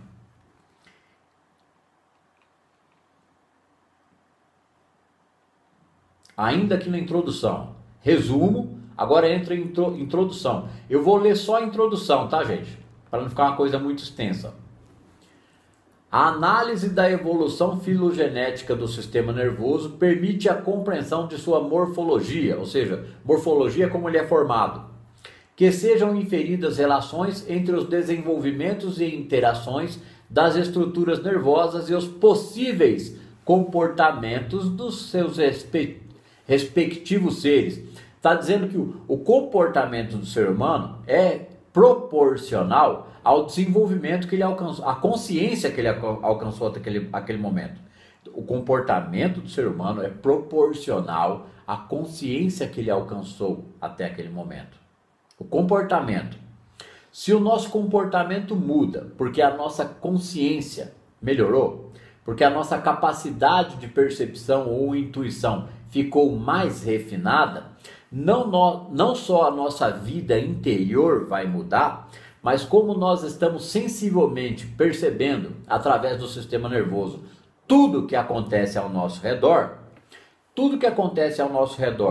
que nos hipnotizava na vida materialista e na percepção humana, começa a ceder para uma percepção mais refinada, uma capacidade de reflexão e raciocínio mais apurada e, portanto, uma capacidade de compreender que nós podemos estar tranquilos e seguros dentro de nós mesmos, pois nós somos um com algo maior que permeia todas as coisas. Só pensar isso, gente, só pensar isso já é perceber o ambiente de forma mais real, mais harmônica, ok? Vai perceber a harmonia por trás dos fatos, porque nós estamos aprendendo a reconhecer a essência das coisas. Agora, isso não é uma informação lá no cérebro sendo trocada com o próprio ambiente? Essa capacidade de reflexão e raciocínio interno é uma informação sendo trocada com todo o ambiente ao nosso redor, inclusive com o universo. Mas você está viajando na maionese? Não. Isso chama comunicação no local. A comunicação no local se dá através dessa energia onipresente que chama campo unificado. Então, se nós estamos refletindo e raciocinando desta nova forma, nós estamos tendo um novo tipo de contato e percepção com a realidade que nos cerca e com a realidade interior emocional de cada um. Vamos ver aqui. A presente revisão trata da filogênese do sistema nervoso, descrevendo as principais aquisições pertinentes às mais importantes etapas evolutivas. Lembra do Clóvis? Que ele falou, pega lá uma página, lê o primeiro parágrafo, lê de novo, lê uma terceira vez. Vamos fazer isso aqui, ó. A presente revisão, que é o artigo que ele traz, trata da filogênese do sistema nervoso. A parte que interessa é aqui, ó. Descrevendo as principais aquisições pertinentes às mais importantes etapas evolutivas. A gente tem que tentar entender o que está sendo dito com cada palavra dessa. Ó. Descrevendo as principais aquisições. O que é aquisições? Aquilo que foi conquistado até hoje pelo conhecimento humano. Principais aquisições pertinentes ou referentes às mais importantes etapas evolutivas. Então, a aquisição do conhecimento humano avaliou o desenvolvimento da consciência humana até agora nas suas mais importantes etapas evolutivas. Então, a ciência está avaliando a etapa evolutiva da consciência do ser humano desde o homem da caverna até hoje. A ciência está fazendo um quebra-cabeça, destacando o desenvolvimento das estruturas nervosas relacionadas com os comportamentos dos seus respectivos seres.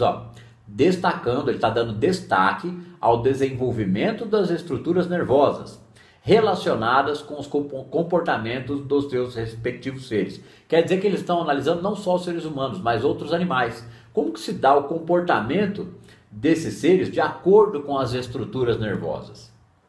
Para tanto, este artigo se inicia com considerações genéricas, considerações amplas, né, abrangentes, sobre a filogênese.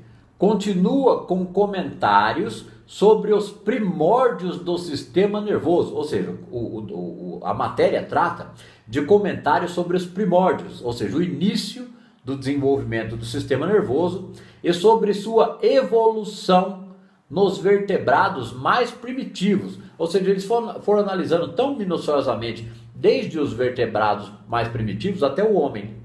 Trata a seguir mais pormenorizadamente, ou seja, em pequenos detalhes, da sua evolução nos mamíferos. Ou seja, primeiro ele vai tratar da evolução do sistema nervoso nos sistemas vertebrados mais primitivos. Ou seja, a ciência tratou disso já. E em seguida, a ciência passou a tratar mais detalhadamente a evolução disso nos mamíferos em geral e nos primatas, e em particular, e após breves comentários sobre o possível paralelismo existente entre a filogênese e a ontogênese. Encerra-se com considerações pertinentes à evolução do sistema nervoso e à consequente emergência da consciência. Então eles estão avaliando aqui o desenvolvimento do sistema nervoso, tanto dos vertebrados primitivos quanto dos primatas, para chegar a uma possível conclusão de emergência da consciência. Por que o ser humano, através do tempo, veio se tornando mais consciente da realidade ao seu redor? Porque se ele não tivesse se tornado mais consciente da realidade ao seu redor, ele não teria descoberto a luz elétrica, ele não teria descoberto o átomo, o elétron, o bóson de Higgs e muito menos o campo unificado. Nessa matéria aqui nós vamos parar, pelo menos nessa aula aqui a gente para aqui, né? Aí para baixo aqui tem a filogênese. Eu vou analisar alguma parte desse texto aqui que tenha um peso para o que nos interessa, para a gente não ler essa abordagem científica dele aqui, que é muito extensa. Tá certo?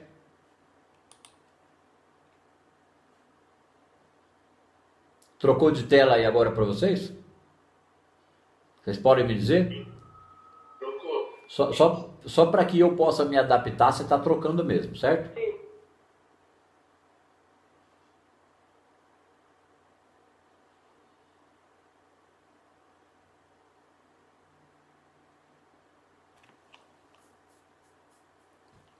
Aqui, ó, nessa matéria aqui, ele está indo mais direto no assunto neurobiologia. Como está organizado o sistema nervoso? Eu vou ler só esse primeiro parágrafo. A neurobiologia é a ciência que se dedica a estudar as células do sistema nervoso, bem como a organização dessas células, para a formação de um dos tecidos mais complexos que constituem o corpo humano, o tecido nervoso, que está espalhado pelo corpo todo. Dessa maneira, a neurobiologia integra o estudo da neurocitologia e da neurohistologia para melhor compreensão do cérebro humano. Ou seja, a neurobiologia está tentando entender o cérebro como um organismo celular, ok? Como um organismo de carne. O salto da neurobiologia é compreender que esse organismo de carne nada mais é que um instrumento ou uma ferramenta de percepção e troca de informação entre a consciência humana e tudo que a cerca. A neurobiologia vai chegar nisso, porque não chegou ainda. Aquele outro camaradinho que nós avaliamos agora há pouco está trazendo algo muito mais avançado. Aqui, ó. As células que compõem o sistema nervoso são os neurônios e as células da glia. Ambos são igualmente importantes para a fisiologia do cérebro. Vale a pena ler mais um parágrafozinho para a gente não tornar isso muito extenso. Ó. Os neurônios são responsáveis pela captação de estímulo. Tudo ao nosso redor é estímulo. Tudo. A gente pode até fazer um linkzinho com o efeito borboleta, né? Tudo ao nosso redor é estímulo. E nós somos estímulo igualmente para tudo ao nosso redor. Senão o ser humano é o quê? Um buraco negro? Ele só recebe estímulos do externo? Não, ele também influencia o entorno. É isso que está dizendo aqui, ó. Os neurônios são responsáveis pela captação do estímulo, processamento da informação e transmissão do impulso nervoso para a célula-alvo. São as unidades anatômicas e funcionais do sistema nervoso. Entretanto, apesar da sua individualidade, ou seja, individualidade tanto do sistema nervoso quanto de cada célula do sistema nervoso, trabalhos publicados nas últimas décadas discutem a importância da rede neural na tomada de decisões. Ou seja, toda tomada de decisões, ela avalia uma quantidade enorme de informações externas e internas, está tudo conectado. Para esses cientistas, o neurônio de forma individual não tem capacidade de tomada de decisão. Não tem mesmo, porque o neurônio de forma individual, ele é só um canal para troca de informação entre todo o sistema nervoso e tudo que está ao nosso redor. Para isso é necessário um conjunto de neurônios, portanto a rede neural seria a unidade atômica e fisiológica. Bom, não vamos ficar estendendo aqui não. Eu acredito que lá no filme não tenha muita coisa para a gente mostrar mais hoje. Eu acho que a aula atingiu o tempo necessário para hoje.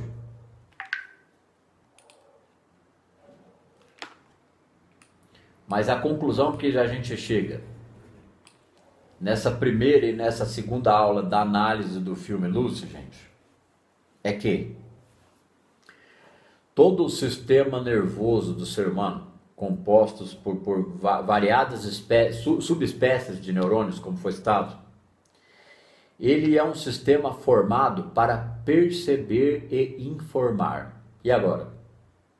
É um sistema perfeito, programado para perceber e informar.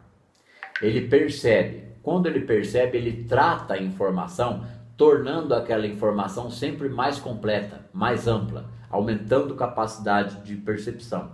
A informação que cada um de nós tem faz troca de informação com tudo ao nosso redor, através de comunicação local, não local, com todos os átomos ao nosso redor. Agora, adianta, a gente está dando essa aula científica, essa análise do filme Lucy, para mostrar que o negócio realmente é real, tem fundamento científico, a ciência está cada vez mais se aproximando disso. Imagina um congresso com pessoas discutindo esse ponto de vista, discutindo o que o Morgan Freeman está trazendo ali, o que esse outro rapaz ali, como é que é o nome dele? Deixa eu ver lá. Está aqui o Guilherme Carvalho Ribas. Imagina isso.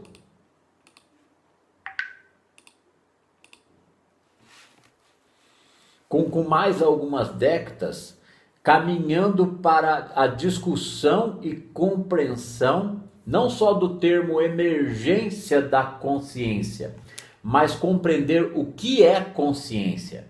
Porque a consciência é pura percepção individual. Esta pura percepção individual, que é consciência, começa a ser compreendida pelo indivíduo isolado, que consciência é uma coisa una. Existe uma consciência inteligente e harmônica que tudo permeia. Quanto mais unificado o indivíduo isolado está com essa consciência única que tudo permeia, porque essa consciência única que tudo permeia, ela é harmonia e manifestação. Ela é uma energia tão poderosa que de alguma forma incompreensível ainda para o ser humano, ela manifesta o universo e o organiza em perfeição, harmonia e beleza, porque é fantástico o infinito do universo. Essa inteligência onipresente que nos permeia começa a se tornar parte integrante de nossa consciência. Pela desistência do controle humano, desejo de controle, essa parte mais importante da aula, a desistência do desejo de controle humano sobre as situações, para o desenvolvimento da compreensão de consciência espiritual. Porque o que dá um nozinho aí no meio é que a gente acha que consciência espiritual é alguma coisa, que vida material é uma coisa, vida espiritual é outra. Então, ter consciência espiritual é ser um pouquinho mais bonzinho. Ter consciência espiritual é começar a entender e poder navegar, existir dentro dessa energia maior, né? O que está em mim é maior que o que está no mundo, porque o que está no mundo é apenas conhecimento humano, e o que está em mim passa a ser agora conhecimento, percepção e sabedoria espiritual. Portanto, em ti eu penso, me movo, existo, sou um com esse invisível, que é meu Pai. Portanto, sou filho e também sou o próprio Pai, expresso como filho. Então, todo esse tipo de desenvolvimento, vamos voltar para a prática. Todo tipo de desenvolvimento e raciocínio da prática da presença está nos colocando em conexão, interconexão e comunicação com tudo ao nosso redor. Agora, quanto mais íntegro, quanto mais descansado, quanto mais elaborado interiormente, tudo que nos serve, todas as questões individuais de preocupações, necessidades, dinheiro, todos os aspectos mais simples da vida humana, todas as necessidades gerais mais necessárias para cada ser humano e para o coletivo, quando interpretadas de forma individual como consciência da presença, começa a tornar o ser individual unificado com esta presença. Portanto, mais calmo, mais tranquilo, mais observador, porque a informação da prática da presença está lhe permitindo reavaliar aquilo que ele achava vida material ou necessidade material. Essa revolução no pensamento humano leva o ser humano, cada ser humano que aprofunda por esse caminho, a uma reflexão. Quando a gente fala de reflexão cada vez mais profunda, dá uma impressão que o fundo não tem fim e que vai ficar cada vez mais complicado, né? Mas não é. Quanto mais profunda a nossa reflexão, e a gente não precisa tomar a palavra profunda como uma palavra pesada, significa que eu estou avaliando de dentro para fora. E não avaliando de fora para dentro, porque é avaliar de fora para dentro que causa desejo, temor e dúvida. Se eu avaliar de dentro para fora, algo deve emanar de nós, do centro do nosso ser, como comunicação com o ambiente ao nosso redor. Faz sentido?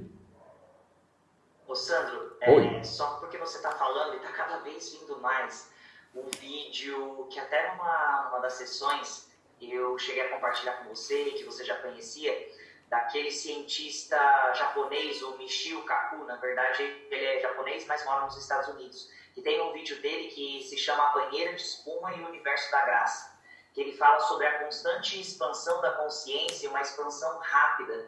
E justamente esse movimento que você acabou de falar acontece em todo o multiverso, é sempre de dentro para fora.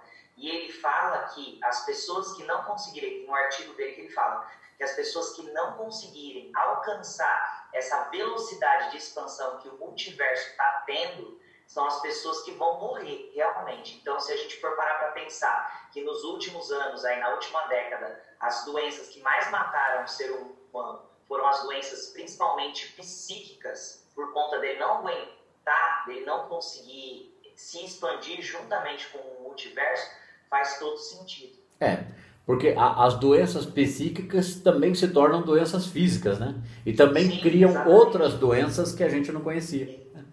E aí o que acontece? Viver nessa plenitude, nessa graça, eu só estou indo nessa malha, né? De acordo com essa malha que está expandindo.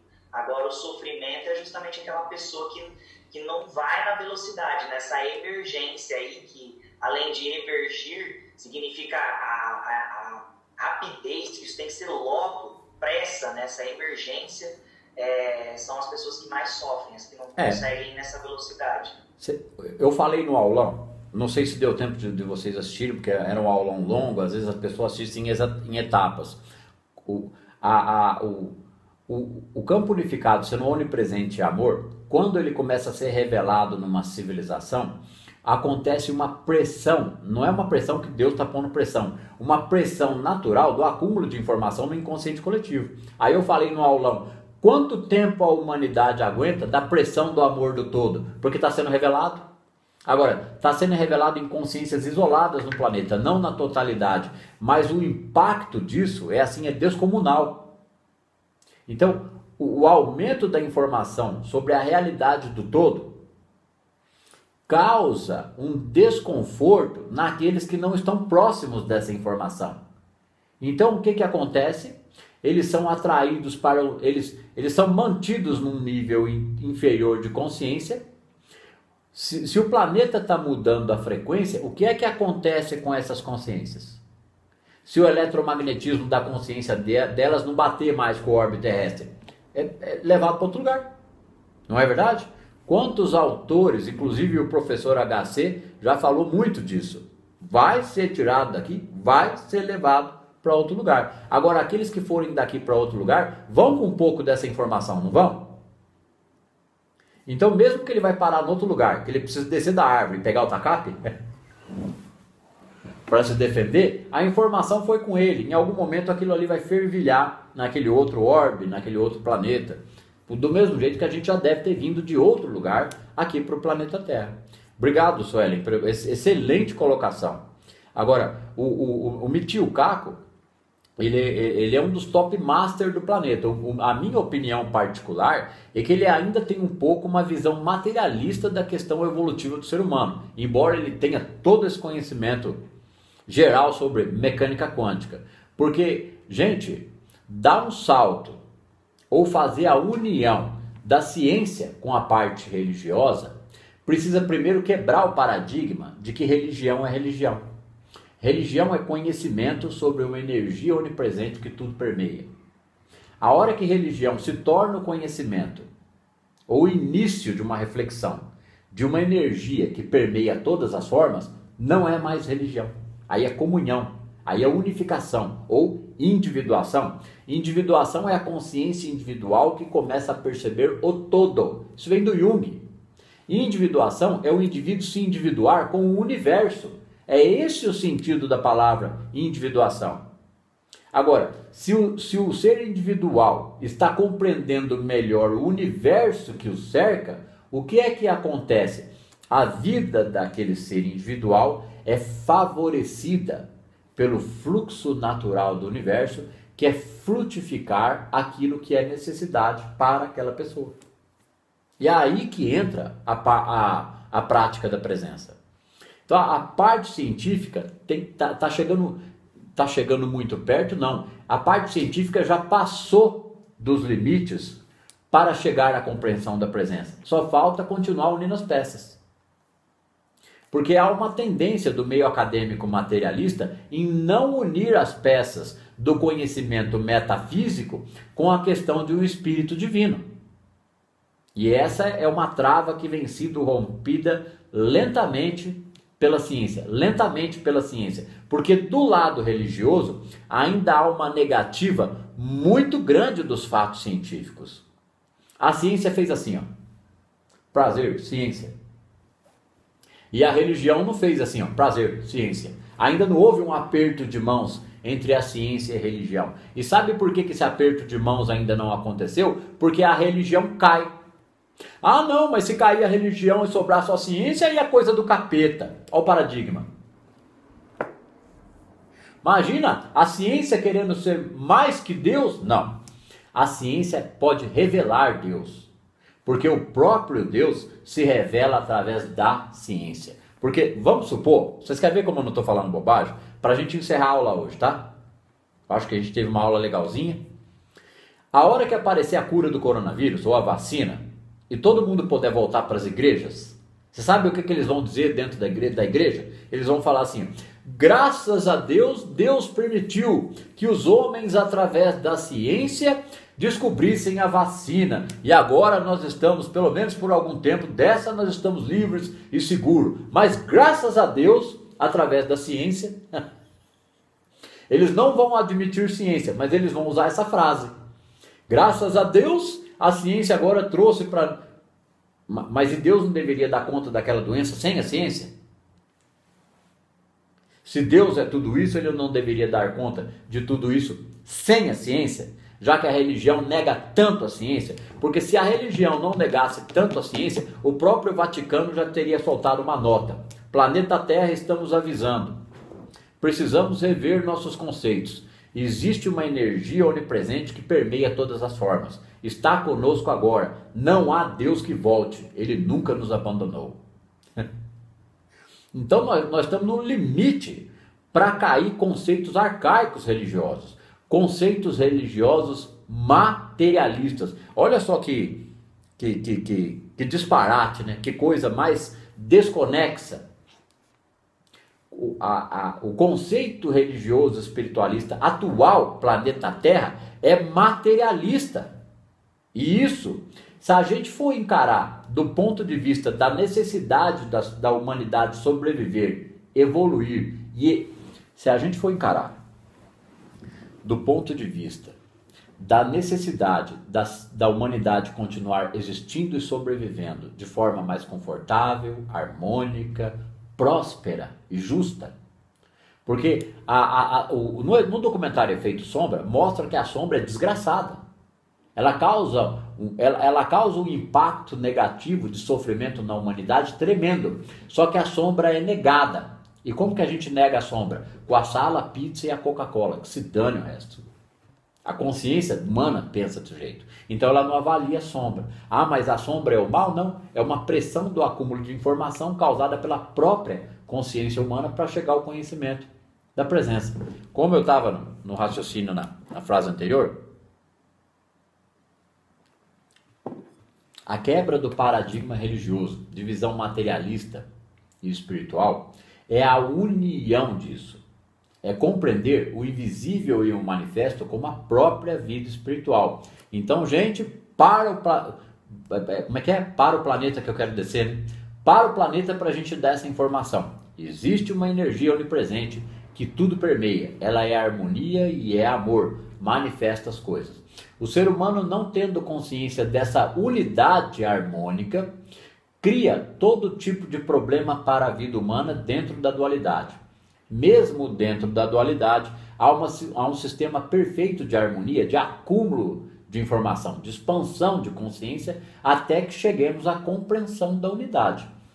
Agora, isto neste momento só é possível desde o tempo do Joel, desde sempre, né? Todos os avatares, santos, profetas, iluminados, e agora, vamos dizer agora de uma forma um pouco mais ampla, o pessoal que se aproxima da mecânica quântica, e de uma forma mais verdadeira e mais íntima ainda, o pessoal que se aproxima da prática da presença do Joel, eles começam a processar de forma individual esta informação da prática, da presença, dessa consciência que pode ser um descanso da vida humana em Deus, para que a vida humana frutifique com mais harmonia. Afinal, é tudo informação trocada na nossa consciência com o ambiente ao nosso redor. Agora, esse aumento de indivíduos um a um, conhecendo e praticando, troca informação com o orbe terrestre, troca informação com o inconsciente coletivo, ativa no inconsciente coletivo a necessidade pela busca real de Deus. E uma hora o sistema religioso vai se ver num beco sem saída, e vai ter que esticar a mão para a religião, para a ciência. E a ciência vai esticar a mão com mais consciência ainda. Olha, estávamos os dois equivocados, mas no equívoco de cada um de nós, ciência e religião, estava tudo certo, porque nós não tínhamos essa informação. E agora chegou a hora da unificação terrestre. Portanto, vamos discutir e elaborar esta informação da forma mais racional, lógica e pacífica possível, para que os seres humanos possam entrar em contato com esta realidade. Ah não, Sandro, mas você está falando bobagem. Tô nada. Um dia, quando começou a ter lâmpada elétrica, foi um estardalhaço, foi uma reviravolta. Quando começou a ter energia elétrica e essa informação começou a se espalhar pelo planeta, foi o início de uma revolução enorme para o planeta Terra. Da mesma forma, quando se chegou à descoberta do átomo e depois bomba atômica. Todo tipo de informação tecnológica que surge e que faz emergir a consciência humana para compreender melhor a realidade que nos cerca, só nos aproxima mais de Deus, mas não mais da religião, porque a religião está sempre calçada em termos de bem e mal, bom e ruim. Deus e o diabo. É preciso acabar com essa ilusão de que existe um poder do mal dominando a Terra. Porque compreender sombras e trabalhar sombra é admitir que o ser humano no atual estágio é dual, tem sombras em si, e as sombras que ele tem nele manifesta essa realidade diabólica de um caos no planeta Terra. A diabólica aí a gente tem um peso mínimo. Diabólico significa dualidade, ausência de Deus, nada mais que isso. Não um diabão que toma conta da situação, porque Deus um dia vai voltar. Os 7 bilhões de seres humanos pensando dessa forma, cria uma crença coletiva que o seu Joel chama de crenças universais ou hipnotismo universal. Os praticantes da presença estão sem intenção própria, contemplando e praticando a presença e quebrando esta ilusão da vida humana, para a descoberta da vida espiritual nesta vida aqui. Isso aqui é vida espiritual. Eu acho que acrescentar qualquer comentário a mais seria tentar florear aquilo que já ficou razoavelmente bem explicado nessa aula. Tá certo? Então eu quero agradecer a participação de todos. Eu vou me programar aqui para ver como é que a gente vai fazer para terminar essa série de aulas do Lucy e também dar continuidade agora a classe privativa lendo o Caminho Infinito. Tá certo? E aí a gente vai se adaptando a vocês abrirem o microfone, comentar, porque a gente tentou fazer uma coisa curta, mas nós começamos 9h30 da manhã, meio-dia, não consegue. Tá certo? Muito obrigado a todos. Eu vou providenciar o quanto antes a edição da aula 1 do Lucy e essa aqui também. Vai dar mais um pouquinho de trabalho, mas já que fica pronto. Tá bom? Até o fim da semana vai sair a aula 9 do Data Limite a Série. Obrigado, pessoal. Um bom domingo a todos. Obrigado, bom domingo. Obrigada, Sandra. Foi ótimo. Saudades de vocês. Bem-vindo de volta oficialmente à classe privativa online ao vivo agora. Ótimo. Vou botar o rojão aqui agora, que nem eu fiz, não. Ai, eu adorei esse rojão. Beijo pra todos. Tchau. Saudades de todo mundo. Também.